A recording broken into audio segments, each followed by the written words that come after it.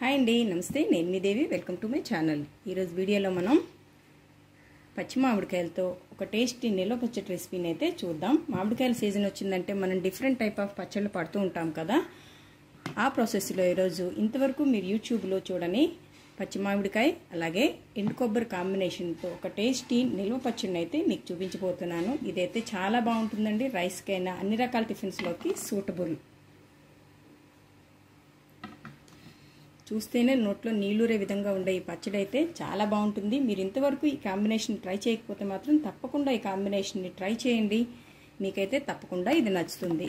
మరి ఎంతో టేస్టీగా చాలా ఈజీ ప్రాసెస్లో ఈ కొబ్బరి అలాగే మామిడి నిల్వ పచ్చడిని ఎలా ప్రిపేర్ చేసుకోవాలో ఈరోజు మనం వీడియోలో చూసేద్దాం. మామిడికాయ కొబ్బరి నిల్వ పచ్చడి కోసం ఇలాగా బాగా టెంక పట్టిన పుల్లగా ఉండే మామిడికాయల్ని 1 కేజీ వరకు తీసుకోండి.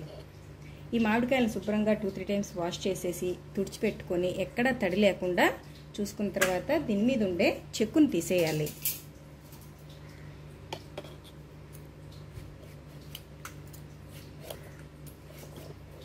ఇది కొంచెం పుల్లగా ఉండేటట్టు చూసుకోండి. పుల్లగా ఉండే కాయలను బట్టి మనం కొబ్బరి అనేది అడ్జస్ట్ చేసుకుంటాం. ఇలా మొత్తం చెక్కు తీసేసుకున్న తర్వాత ఇలా ఒక గ్రేటర్ని పెట్టుకొని దాంట్లో మామిడికాయని తురుముకోవాలి.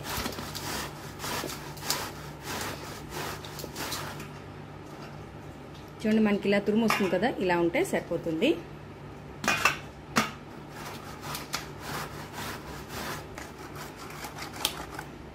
ఇలా మనకి తురుము అయితే రెడీ అయిపోయింది.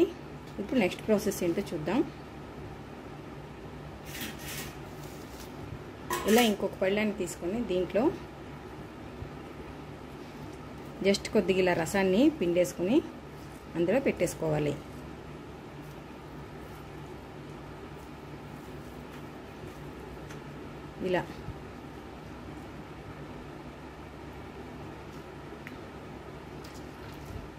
ఇలా మొత్తం రసాన్ని పిండేసుకున్నాం. ఇలా మొత్తం సెపరేట్ చేసుకున్నాం కదా. ఇప్పుడు ఈ రసాన్ని అలాగే ఈ తురుమును కూడా ఎండలో మినిమం ఒక 5 అవర్స్ పాటు ఎండబెట్టుకోవాలి. మంచి ఎండలో ఒక 5-6 అవర్స్ పాటు ఎండబెట్టుకున్న తర్వాత ఇది ఇలా రెడీ అవుతుంది. మనకి ఇలాగా ఈ జ్యూస్ కూడా దగ్గరగా అయింది కదా. ఇప్పుడు ఒకసారి ఈ తురుముని మెజర్ చేసుకుందాం.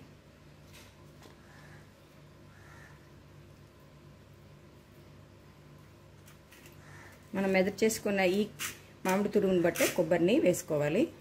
ఇలా నాకు ఒక 1/2 కప్ వరకు వచ్చేసింది కదా. దీన్ని ఇప్పుడు ఈ జ్యూస్లో యాడ్ చేసేసుకోవాలి. ఇలా మనకి 1/2 కప్పు మామిడి తురుము అయితే వచ్చిందండి. ఇది 1/2 కప్ మెజర్మెంట్ కప్పు.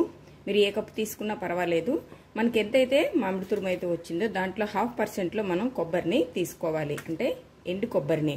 ఇలా ఎండు కొబ్బరి చిప్పని తీసుకొని మీరు ఇక్కడ పొడి చేసుకోవాలి. అలా కాకుండా మార్కెట్లో అవైలబుల్గా ఉండే కొబ్బరి పొడిని మాత్రం వాడద్దు. ఎందుకంటే అందులో కొంచెం స్వీట్ కంటెంట్ అనేది ఉంటుంది కాబట్టి మనకి టేస్ట్ అనేది మారిపోతుంది. ఇప్పుడు దీంతో మనం కొబ్బరిని తీసుకుందాం. పళ్ళెలను మళ్ళీ ఇలా గ్రేటర్ని అడ్జస్ట్ చేసుకొని దీంతో ఈ కొబ్బరి చిప్పని ఇలాగా తురుముకుందాం. మనం మిక్సీలో పౌడర్ చేయడం కంటే ఇలా చేసుకుంటే బాగుంటుంది.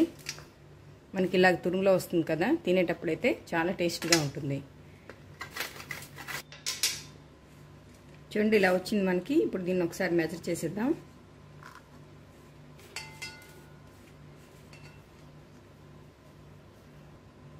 ఇలా మనకి 1/2 కప్ వచ్చింది కదా, ఇలా అయితే సరిపోతుంది.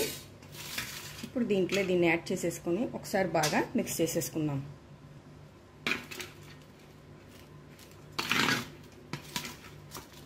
మామిడికాయ రుచితో కొబ్బరి ఫ్లేవర్తో ఇదైతే చాలా బాగుంటుంది. మీరు తప్పకుండా ఈ సీజన్లో ఒకసారి ట్రై చేయండి. ప్రతిసారి మళ్ళీ మళ్ళీ ఇదే కావాలనుకుంటారు.